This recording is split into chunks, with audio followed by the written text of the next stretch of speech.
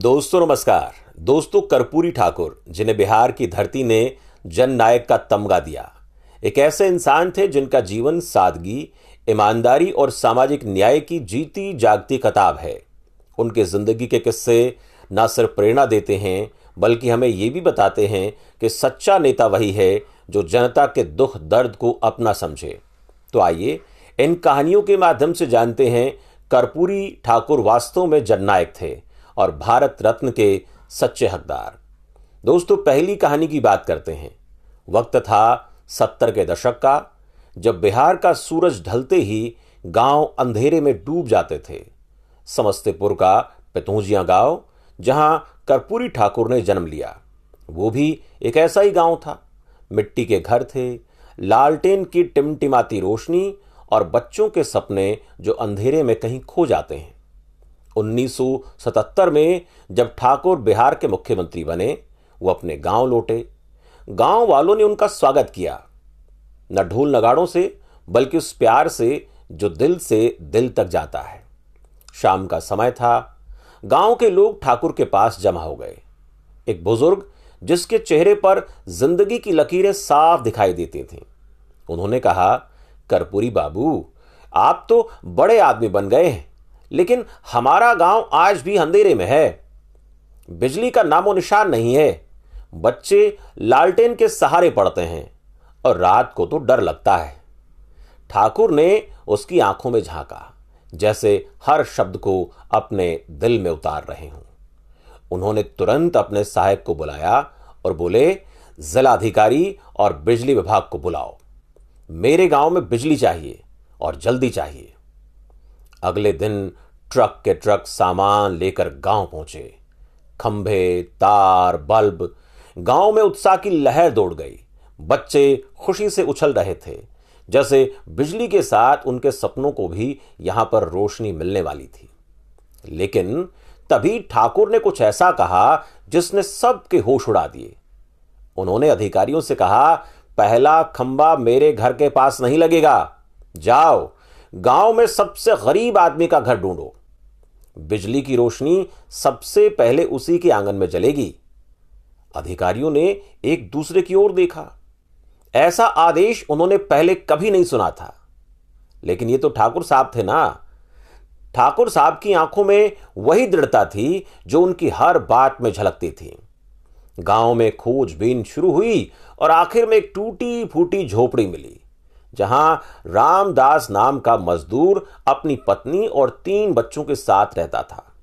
उसका घर मिट्टी का था, छप्पर से बारिश टपकती थी और जिंदगी कर्ज के बोझ तले दबी हुई थी।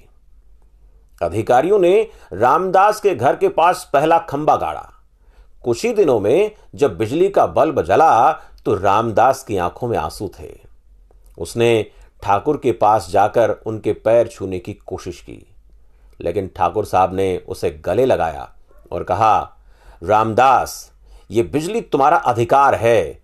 अब अपने बच्चों को पढ़ाना ताकि वो भी इस रोशनी की तरह चमकें। ये बात पूरे गांव में आग की तरह फैल गई। लोग कहने लगे, कर्पूरी बाबू अपने नहीं परायों के लिए जीते हैं।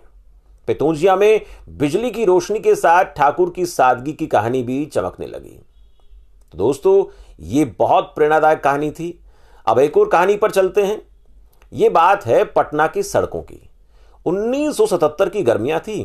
कर्पूरी ठाकुर बिहार के मुख्यमंत्री थे। उनका सरकारी बंगला कोई महल नहीं बल्कि सादगी का एक ठिकाना हुआ करता था। न आलीशान सजावट, न गाड़ियों का काफिला। एक दिन उनके बंगले पर कुछ लोग मिलने आए। बातचीत लंबी चली। गांव की समस्याएं, खेतों की सिंचाई, स्कूलों की हालत। मुलाकात खत्म हुई तो ठाकुर को एक जरूरी काम से बाहर जाना था। उन्होंने अपने सहायक से पूछा, गाड़ी कहां है? सहायक ने थोड़ा झेपते हुए कहा, बाबू, सरकारी गाड़ी किसी और काम में चली गई है, दूसरी गाड़ी मंगवाएं। ठाकुर ने हल्के से मुस्कुराते हुए कहा, अरे गाड़ी की क्या जरूरत है, मेरी साइकिल निकालो। सहायक के होश उड़ गए। उसने मना करने की बहुत कोशिश की, लेकिन ठाकुर साहब नहीं माने। उसने कहा, मुख्यमंत्री जी, आप साइकिल पर कैसे जाएंगे? लोग क्या कहेंगे? ठाकुर ने हंसते हुए जवाब दिया, लोग कहेंगे कि उनका मुख्यमंत्री उनके जैसा ही है। मैं जनता का सेवक हूं, कोई राजा नहीं हूं। साइकिल से जाना मेरे लिए कोई नई बात नहीं है। फिर क्या था, उन्होंने अपनी पुरानी साइकिल उठाई, उसकी धूल को झाड़ा और पैडल मारते हुए पटना की सड़कों पर निकल पड़े। सड़क पर हलचल मच गई। लोग अपने दुकानों से बाहर निकले, रिक्शे रुक गए थे, बच्चे दौड़कर पास आए। एक सब्जी बेचने वाली बुढ़िया ने आवाज लगाई, अरे ये तो कर्पूरी बाबू हैं। ठाकुर ने साइकिल रोक दी, उससे बात की, उसकी सब्जियों की कीमत पूछी। बुढ़िया ने हंसते हुए कहा, बाबू आप जैसे नेता को देखकर तो लगता है कि हमारी भी सुनवाई होगी। ठाकुर ने उसे भरोसा दिलाया और फिर अपने रास्ते पर चल दिए। ये खबर भी पटना की सड़कों पर आग की तरह फैल गई। अखबारों में छपा, मुख्यमंत्री साइकिल पर। लोग कहने लगे, ऐसा नेता कहां मिलेगा जो सत्ता के शिखर पर बैठकर भी जमीन से जुड़ा हो। ठाकुर की साइकिल सिर्फ सवारी का साधन नहीं थी, बल्कि उनकी सादगी और जनता के प्रति प्रेम का प्रतीक थी। एक और कहानी की बात करते हैं।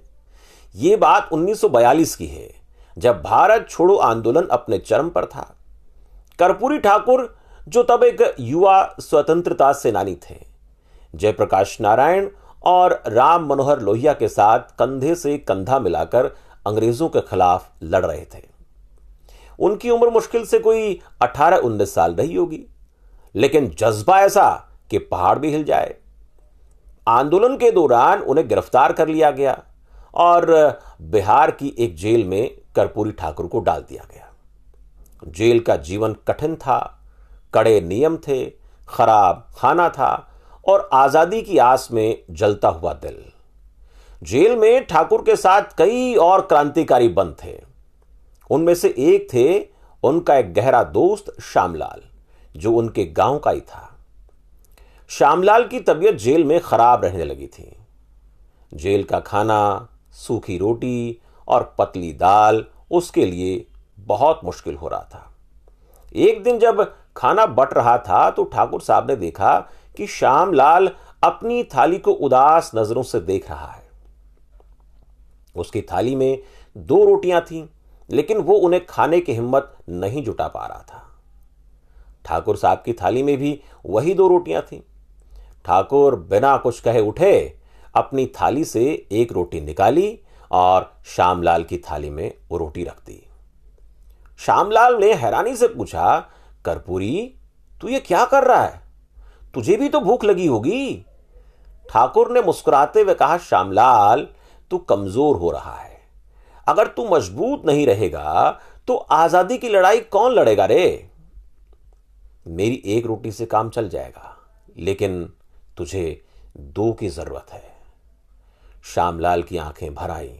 उसने मना करने की बहुत कोशिश की, लेकिन ठाकुर साहब ने उन्हें चुप करा दिया और अपनी एक रोटी खाकर ही काम चला लिया। ये छोटी सी घटना जेल के उन कैदियों के बीच चर्चा का विषय बन गई। लोग कहने लगे, कर्पूरी अभी से ऐसा है तो आगे चलकर न जाने ये क्या करेगा। ये किस्सा ठाकुर के उस स्वभाव को दिखाता है जो हमेशा दूसरों के फिक्र करता था, चाहे वो जेल की 4 दीवारी हो या फिर मुख्यमंत्री का बंगला। दोस्तों, ये तीनों कहानियां कर्पूरी ठाकुर के जीवन के अलग अलग रंग को दिखाती हैं।